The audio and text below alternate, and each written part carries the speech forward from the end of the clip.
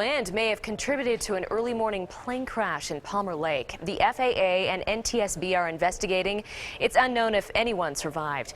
The plane went down south of the railroad tracks that run through the northwestern El Paso County town. KRDO News Channel 13's Angelica Lombardi is live on scene with details. Angelica, investigators are still on scene there. That's right, Heather. They just finished wrapping up and actually just removed the wreckage here from the scene. But at this hour, it's still unclear what may have caused this crash. Here's what they and a witness had to say. Investigators combed through the wreckage, searching for clues after a small plane hit the ground and burst into flames. The plane is a complete loss due to the fire.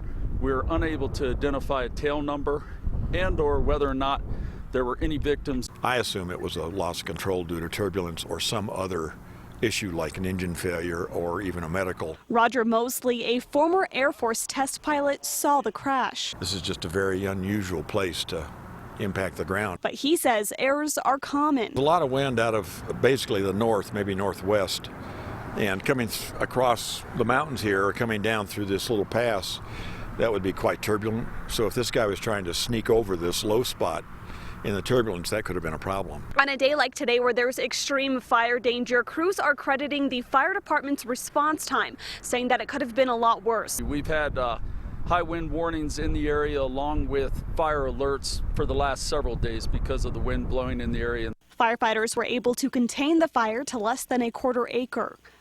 But Mosley says the loss of life, even if the pilot was experienced, may not have been avoidable. It's amazing how you can get trapped, even an experienced pilot or somebody who's like me who's used to flying high performance airplanes.